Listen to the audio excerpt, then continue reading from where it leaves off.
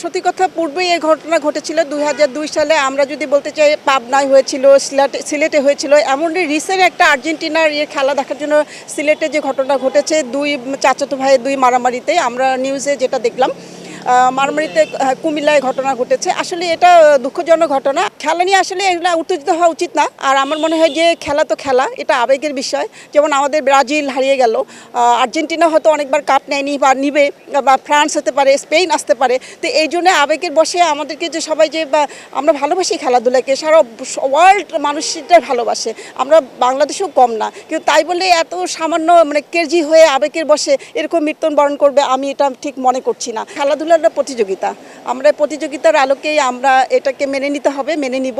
কিন্তু এইভাবে আমরা আবেগের বশতে আমরা এমন কিছু করব না যাতে আমাদের পরিবার ধ্বংস হয়ে যায়।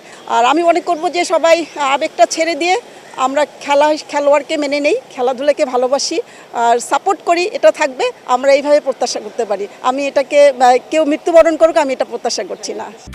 Lily whip shea mystic glowing body wash, secret to ultimate glow. Sports হচ্ছিল আপনার সব কিছুর ঊর্ধ্বে।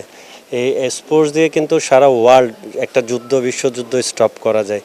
এখন যদি আপনি একটা স্পোর্টস দিয়ে নিজের দেশের উচ্ছৃঙ্খলা করেন, সেটা আসলে তা অন্য দেশের জন্য এটা আসলে খুব খারাপ দিক। এটা আসলে একটা জেনারেশন আপনাদের দেখে, আমাদের দেখে কি শিখবে? একটা ইয়থ জেনারেশন যারা ফুটবল খেলা বুঝে, তারা ওয়ার্ল্ড কাপ ফলো করতেছে, তারা সাপোর্ট করতেছে।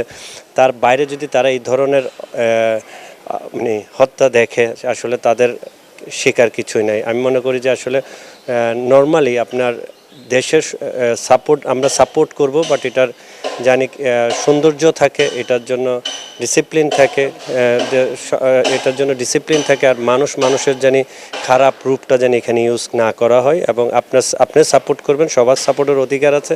আপনি একটা দেশকে সাপোর্ট করবেন, আমি একটা দেশকে সাপোর্ট করব। শেষ পর্যন্ত কিন্তু স্পোর্টসেরই জয় হয় যদি সুন্দরভাবে শেষ হয়। আমরা চাই যে এটা সুন্দরভাবে শেষ হোক, এই ধরনের জানি বিশৃঙ্খলা জানি না ঘটে।